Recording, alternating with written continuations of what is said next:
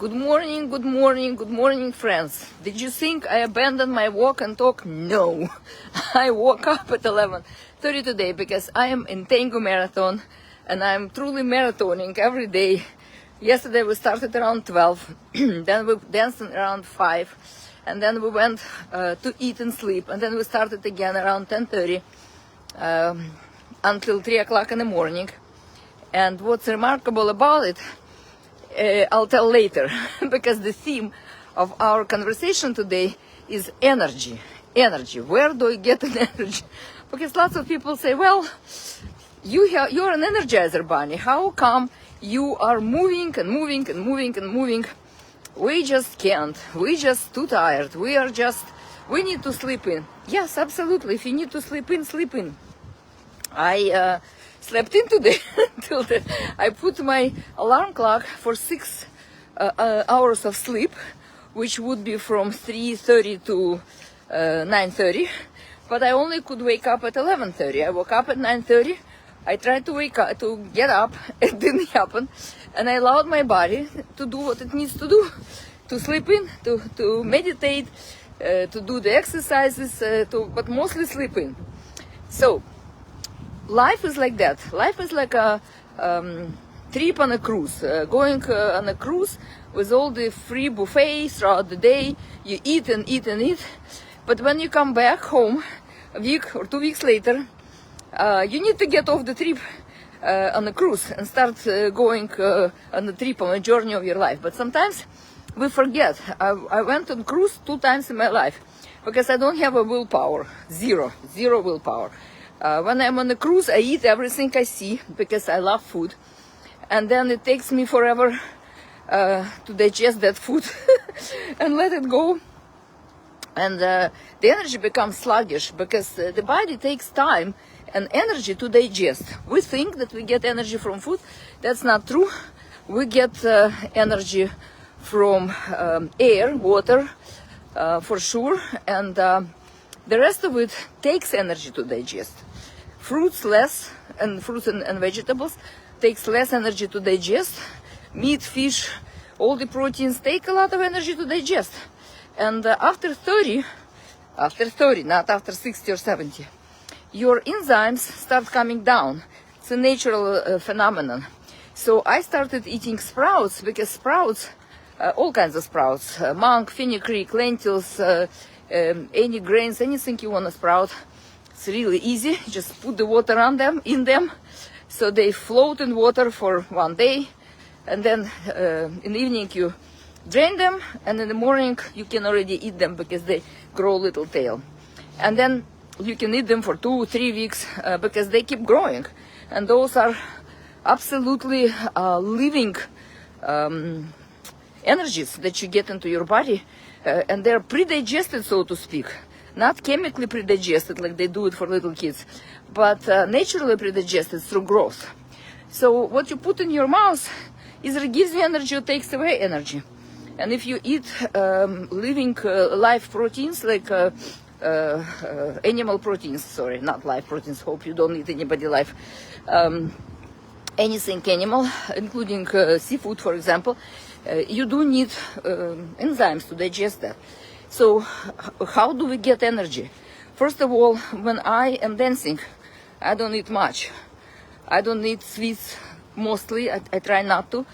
And of course, when you're dancing, those are fast carbs. So if you eat a little bit of carbs, that's good. It helps. But in general, I try not to eat anything heavy, mostly salad or protein shakes, because it takes no energy to digest. And that's what I'm aiming for, because I want all this energy for dancing, for moving.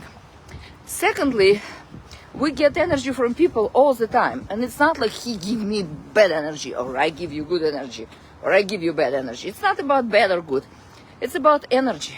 Energy is information. Everything in your room, if you come to your room and you look around, you'll see things in your room. All of it that's there gives you energy. And it takes energy from you. And it's an energy of your attention. When you pay attention, you need to direct the energy. And brain takes a lot of energy to be attentive. That's why most of us these days have attention deficit disorder. It's just a disorder in the room, disorder in our surrounding, disorder in our schedule, disorder in what we eat. That translates in that deficit because the body can take so much.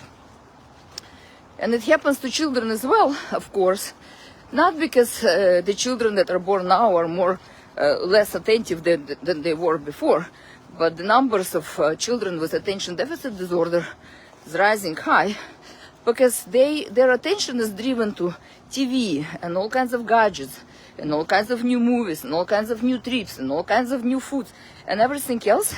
And everything is like 1 second, 1 second. You do this for 1 second and you do this for 1 second. Speed dating. Some of my clients, my relationship clients, are dating. Speed dating. I mean, really. How can you get to know somebody? So, if you do want to get to know somebody, then tango.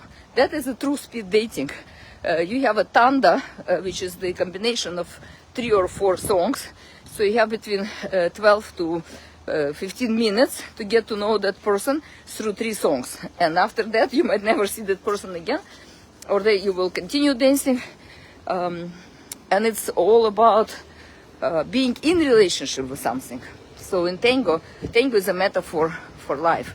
We are dancing through life all the time, receiving energy and deciphering that energy, reading that energy for the information it has. So let's say I have tons of different things in my room, always, all the time, or children, for example. Now they have open shelves with all the stuff on the shelf and all the little tchotchkes and things like that. So everything in your eyes gives you an image which triggers other images, and your brain connects those images and starts making up stories without you necessarily knowing what's going on, because most often it's ran on the background, and that's where attention goes. So the information we receive from anything that we see or hear or feel or smell or taste with our organs create awareness, because that's where awareness is happening. And as we receive that information, we translate it into how this information is about us. When we meet with the person, and the person could be grumpy because they didn't eat or didn't sleep or receive a bad news, we immediately look at that person as if it's about us. And we start asking what this person is feeling about us. And in tango it happens all the time, because not everybody is smiling and not everybody is willing to dance in that moment. Some people sit and they're tired. And so this energy is never about you. This energy is just energy. And you are reading information and making it about you because you have a deficit of energy. How do I know? I've been there, I've done that. When I feel tired, everything around me seems to be much more heavy. If I'm happy, if I'm outside breathing air today, thanks God I'm still in Boston, but it's sunny. Finally, there is sun, yay! So blue sky makes me absolutely alive. That's where my energy comes from. And reading the blue sky is about being in the nature and being in the colors of nature. Reading green trees is about receiving colors as information. And if you know about chakras, you've probably seen those chakra pictures. They're always in colors, because different parts of our body require different colors at different moments. So the color therapy, which I used to do a lot when I was working with holographic memory resolution and mentally ill people back in the day, I would use colors, because sometimes you cannot communicate information without sending the energy at the same time. And how do you connect through the energy? The easiest way is the colors. Words are also energy, but colors, we all have particular colors. Like my green and your green are different. My pink and your pink is different. But every color has a vibrational quality. So there are things that you can learn, Google or ChatGPT, and they will tell you what are the meanings of the colors. but we also make meaning of the color. So if I want to send a healing energy, I always ask, what color would I like to share with this person? And I send them the color. So if you want to connect your kids, your parents, your friends, you can, from your heart, just remember who you want to connect with and send them energy as information, vibrational quality of the color, or color as energy, and they will absolutely receive it. And most interestingly, you will probably receive a call, maybe not this moment, but pretty soon, saying, oh, you know, you just pop up into my mind, and I thought maybe it's good for us to connect. So energy is an important living remedy for everything that happens in your life. And when you take things personally, which happens a lot in our life, because sometimes we unconsciously read information as if it's all about us. In this moment, when you feel down, you can simply imagine energy, color, sent through your body, or you can bring it up from the central meridian of your body up with your hand. Central meridian is the energy meridian in your body, and you will feel better. So the reason I'm sharing that is when I wake up, that's how I feel. Oh my God, I dance like 3 o'clock in the morning. I cannot open my eyes. And then I still want to dance through my life and through the marathon and connect with amazing dancers that are here. This Boston Marathon was here for 14 years. I probably attended 12 of them, at least. And I love it. It's a nice, friendly, high-level marathon with wonderful organizers, Ale and Alex. And I love it. Why not? But you need the energy, right? And when I dance, I put everything in this dance. I don't want to save the energy, because energy is not something you can save, just like money. Lots of people were asking about what do you do with the money, because they devaluate very fast. Money is also energy. We read that as information for well-being. Not really. When you are okay, you can produce money at any point of your life just as much as you need and want. But if you don't have energy, you cannot produce anything, and you can store the money anywhere you want, but sometimes you don't even have desire. What do you need the money for? Because if you have desires, you always use the money to fulfill your desires, and then you can make more. And just like walking every day helps you generate energy for the day, working every day also helps you generate energy. I intend to work every day of my life as long as I possibly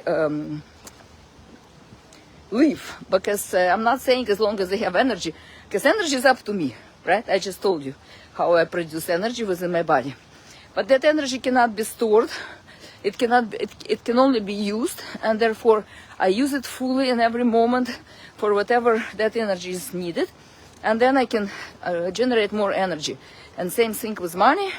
Use it for whatever you need. Of course, we invest, so there's a long-term investment, short-term investment, but we also invest into people. And when we invest the energy of low vibration, the people we invest into do not really want to dance through life with us. So back to tango. I've been dancing tango for over 14 years, but you know how in prison years go down, years double. Same thing in tango, because I've started tango at the time where we had a lot of wonderful, amazing teachers in Chicago coming from Argentina and from other places, and so we took classes with every teacher, and then we found the teachers that I love the most. So we're still taking classes with those. We also travel around the world for the teachers and for the marathon. So we do it a lot. And if you understand that every day we took 2 hours group classes usually, and at least 2 times a week we took private classes, and we still continue that. We don't take as many classes, but right now, for example, we're dancing every day 10 hours, right? So the level of energy that it requires, and the level of money it requires. You have to produce both energy and money. So, commitment to something that you want creates the energy. Some people are scared of commitment because they believe commitment will take away energy. That's not true. When you're dancing with somebody else, you amplify each other. But the question is, what kind of energy do you bring into relationship, into your dance of life, into your dance of tango? If you bring low energy, and one of my teachers, Lucio from Chicago, amazing teacher, kept telling me, make every step as if you are performing.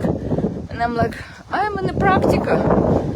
And the practica goes for a long time. And he's that kind of teacher that gives you such a challenge that you really have to perform every step. And I love it. But I wouldn't do the every step as if I'm performing. And he kept saying it until I got it. That it's in life, you need to do everything as if you are performing for the God, for the universe, for yourself, for your heart. Because if you do it halfway, you get the halfway result. So, in tango, you dance with somebody in close embrace. And close embrace is a hug, essentially. A very close hug in which your body is against somebody else's body. And that somebody else could be somebody you just met 1 second ago. So it creates a lot of questions. Is it okay or not okay?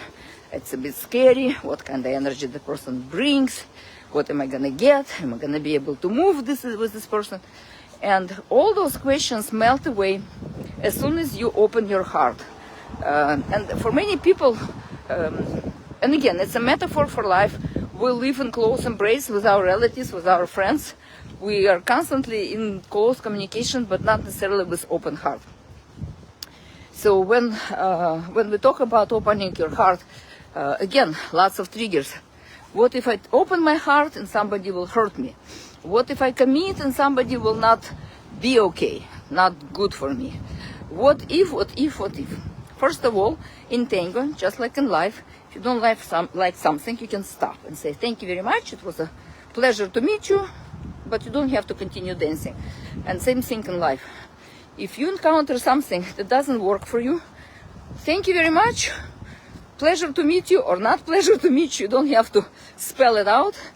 But for yourself, thank you for giving me a lesson of understanding what I value in life.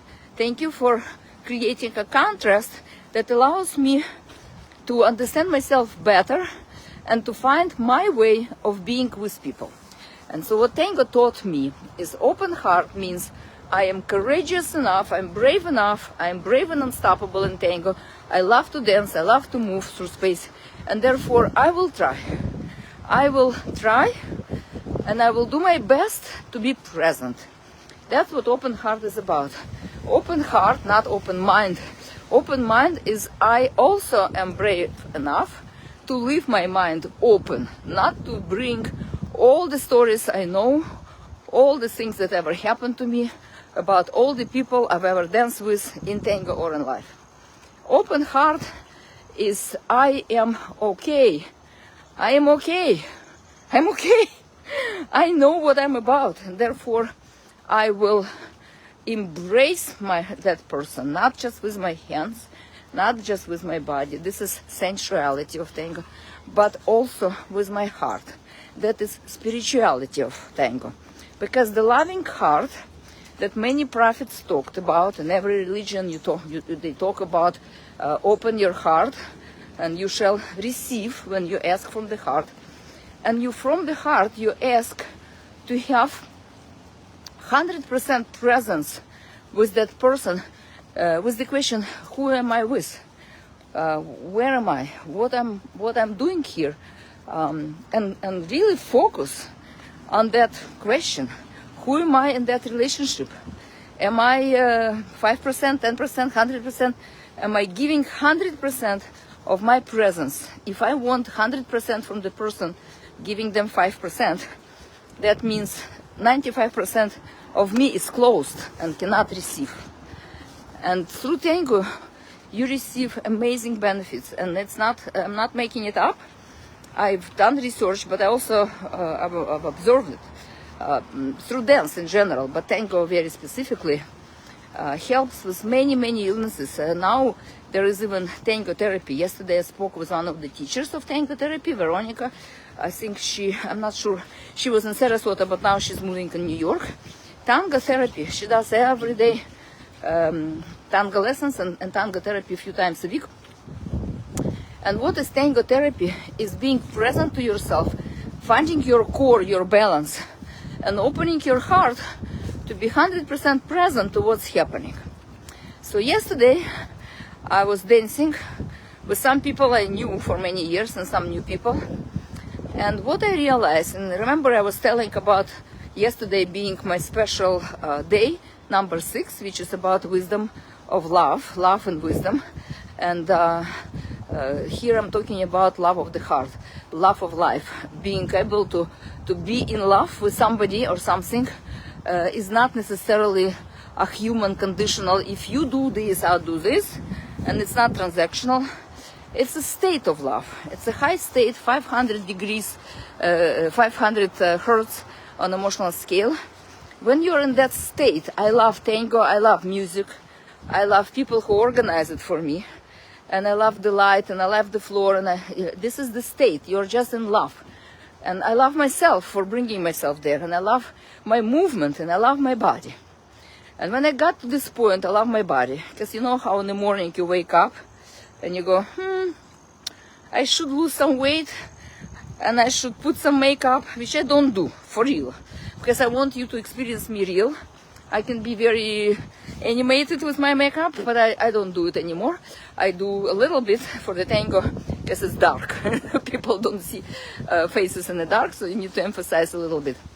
But in general, there is grace in being you and being 100% present.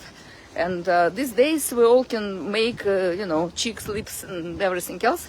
And then you look in the mirror and think, who is this person? Looks beautiful, but not necessarily me. No judging, just my decision. Because lots of people said, you are so fast and you are so energized.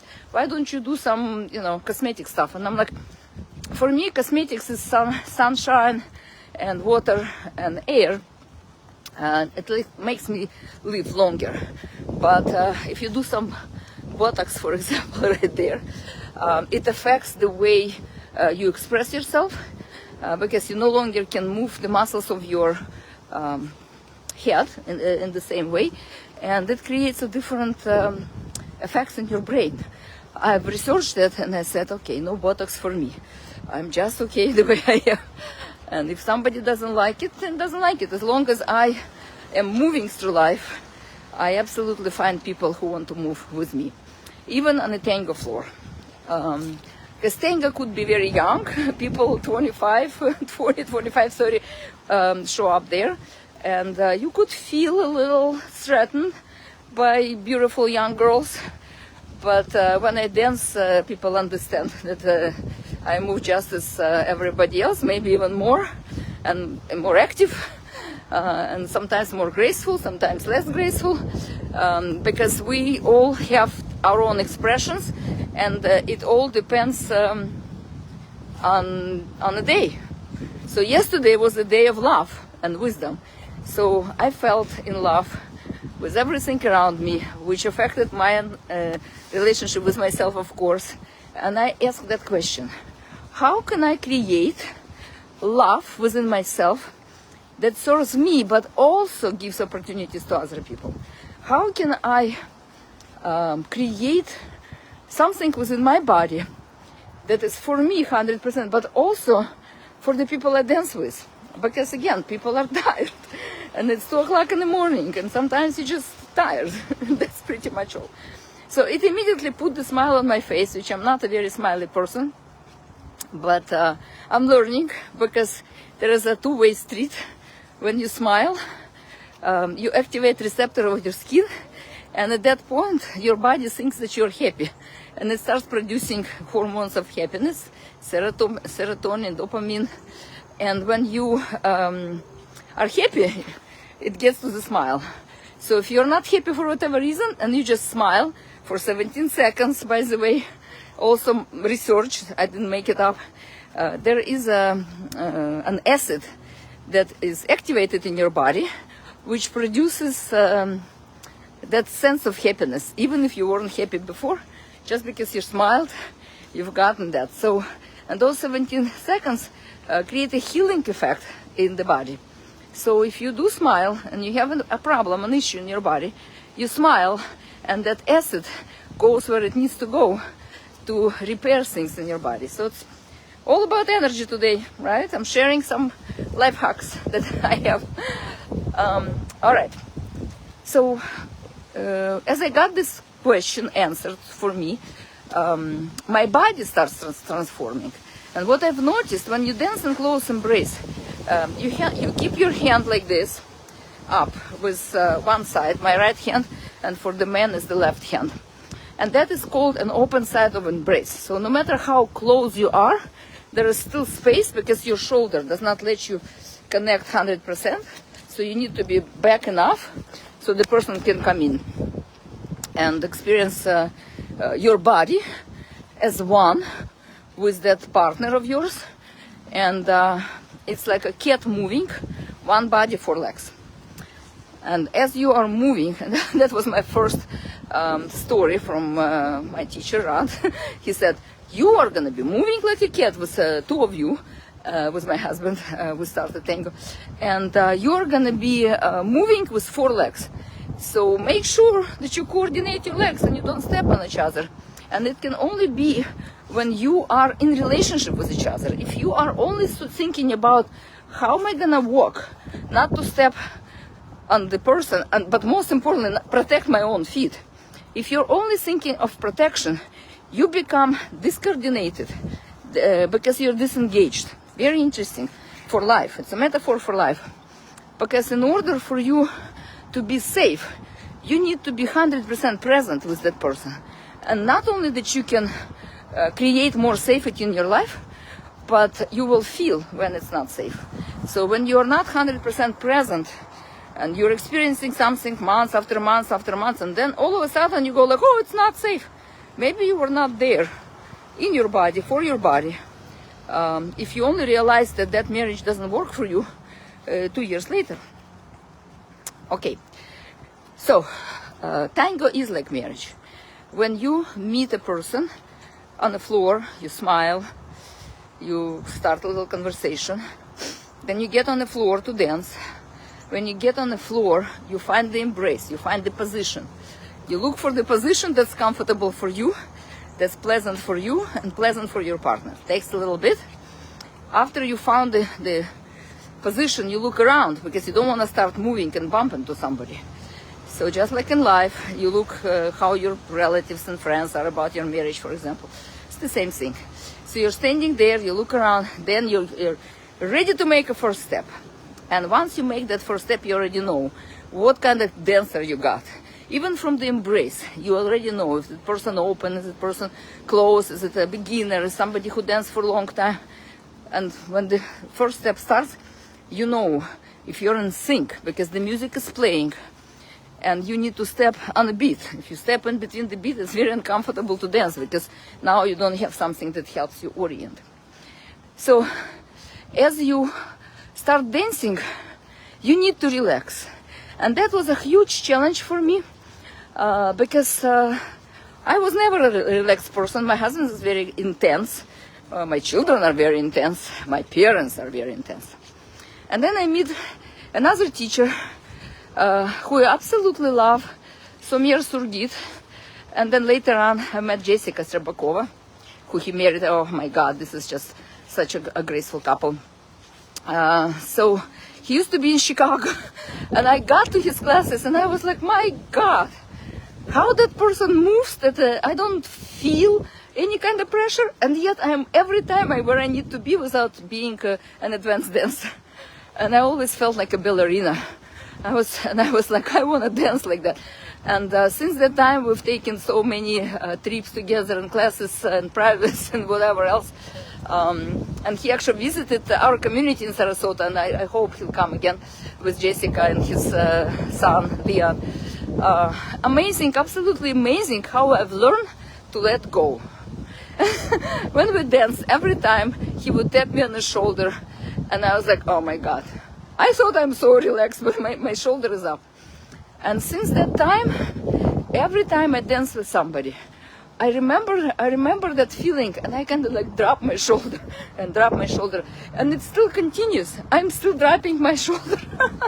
I'm still dropping my shoulder. But imagine that position when you're like this in life. I don't know what's going on. I don't know what it is about. And it creates unsafety, not just in your body, because body reacts to your thoughts, but also to the person. When you raise your shoulder, they raise their shoulder to match you, and that tension spreads through the body. And when I danced before, I've always thought, people are so tense, people are so hard. Actually, when we start dancing, we started with a teacher, not the best teacher, not gonna mention that person, he's no longer in Chicago. But at the beginning of the class, we were kind of okay. And we took 2 hours private, like the first month we started learning tango, somebody introduced us. And then at the end of the class, we felt 1,000 times more terrible because the movements felt interrupted and so tense. And before I've met other teachers, I didn't know what it was. And that person was very, very tense. And he meant well, I'm sure. It's just I couldn't relax in his embrace. So tango is a big metaphor for life. And the first thing you need to do about any relationship, whether it's on a tango floor, in a marathon, or in your work, and most importantly in your family, the first thing you need to do is to relax. And just like on a tango floor, you do a first step, and after that step, when you think you know everything, you read the energy as information and you translate, you need to relax more. Because that's a very dramatic movement. First step with somebody you don't know. And then you relax more and more. And then you find your groove, you find your rhythm. You find the rhythm of your movements through life. You find the rhythm to move through tango. And by the way, it's a great training to be in tango, because as you learn how to move with somebody you don't know, this is a life skill. You bring it to work, you bring it to your family, you bring it with your children. And you learn to relax and let the other person show up for you.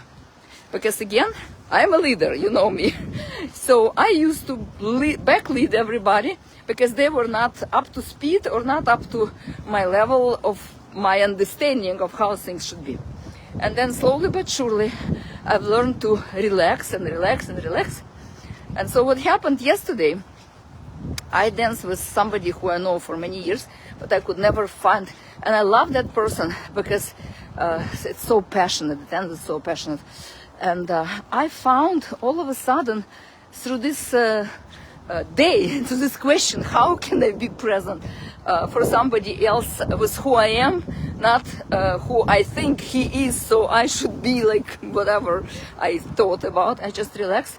And my body started hugging in a way that was so circular that I've never experienced before. And my God, I've gotten that feeling that I could never get from tango. I love tango forever.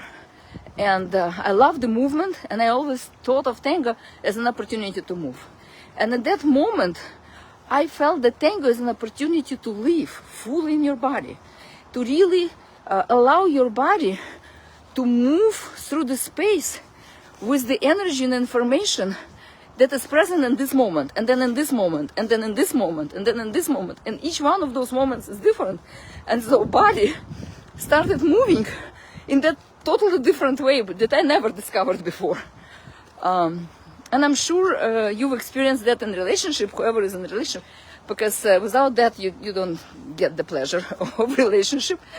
But I've never had it in tango, because in tango I always protected myself. I always protected my shoulder and my body and my mind and who knows what else. And most importantly, I believed that because I'm a good dancer, I give a gift of myself. But I never gave a gift of myself. And believe it or not, another person, because once you discover it, and I went, I'm like, I'm so happy. I don't know why I'm so happy, but I'm so happy. Because I live fully in this moment, and I don't care anymore if somebody doesn't do this or the other thing, because my body can follow in a way that is beneficial for me. And how it is for the other person, you could see the face. People are happy. But then I danced with another person, and that thing was, I'm so happy. Was just following me throughout the evening. And the other person, absolutely different person, and 3 times higher than I am, tells me, how many times did we dance? I'm like, many. And he says, you know, you always give me a gift of yourself. And I'm like, really? Because I think he mixed up all the times in this one time. Because that one time, and not the person I've discovered this feeling, but the other person got that, which means something descended upon me, the energy that I did not translate anymore as information. I just felt energy of love and connection and safety and security. And I felt very important in this dance, but not because I'm so good, because I am present, and the importance of that presence creates the presence of importance. And the variety of move, those 6 needs I was talking about yesterday, the variety of move was there. Without doing anything crazy, I just was such a variety of feelings and movements and muscles and relaxation and music. And then I felt such a jump in my understanding of life, tango as well, but in life. Because I teach tango in Sarasota, and this is what I want to bring to my students, is that it's not important what you know. And I've heard it 1,000 times, I just couldn't understand that. It's not important how many moves, it's important who you are in this moment of connection. And you only have 12 to 15 minutes to have that relationship. It's like a metaphor for the life lived together for 40 years. On the tango floor, you live it for 12 minutes, 15 minutes. And contribution, not from the idea I should give something to that person to receive, but a true contribution of your energy to the energy of the floor, the energy of the person, the energy of the universe. It's just swirling like a something purple. And then you finish the dance, and it's a moment of goodbye. We don't say divorce. It's not a divorce, you can come back together. But it's a goodbye. And in a marathon, you have a lot of wonderful people, good dancers that come together. So you want to dance with many of them, right? You don't want to dance only with one person. So it might be one dance in the whole 3 days. And to make it matter, to bring that energy into matter. You know how people say, what's the matter with you? What's the matter with you? What's going on? And we learn to say, fine, everything fine. Because we don't share what's the matter. But that matter accumulates in your body and later on creates all kinds of not beneficial problems. So when you understand that every moment matters, and as you bring that moment into your focus and you experience the energy as it comes to you in this moment, and this moment will never repeat itself, then your goodbye is the moment of gratitude for this few minutes that you spent together. And you send that person off into the world after that energy exchange, full of joy or sorrow. Either way could happen. But at least you've lived that moment fully. And so today is my day 7 on a personal calendar. And that day 7 is about energy. Energy. Energy is information. But how we translate information is totally up to us. So I hope that broadcast made you think of things that happen in your life, and maybe inspire you to experience life as it comes to you in every moment, and experience tango as it comes to you. with open heart, so your heart can be energized with these fleeting moments of pleasure and even the fleeting moments of sorrow. Do not hold on to any of the energy. You cannot store it. Your heart is not a bank. Your heart is a living organ, and therefore it needs to be in the living connection to the world. And as it comes into that living connection, it produces energy that is delicious and living and wonderful for everybody involved. And as you move on from that fleeing moment into the next moment, every time focus on your body, your mind, your spirit, and always ask, what kind of energy can I create for myself that also benefit others? How we can dance together through life in a way that gives me a pleasure, but also gives the pleasure of connection and love and light to other people. And I finish my broadcast because I have to run. The tango is gonna start, and my husband needs to be there first. And I totally love you all, my tango friends, my not tango friends, everybody who listens, who will listen later on. May your heart be filled with love and energy and blue sky and greenery that creates true energy of a present moment. Much love. May you be all blessed with an open heart today, and the positive energy or negative energy that you do not judge. You just take it in and you let go of love. You can breathe in anything you want, but out comes love, which absolutely rejuvenates you as well.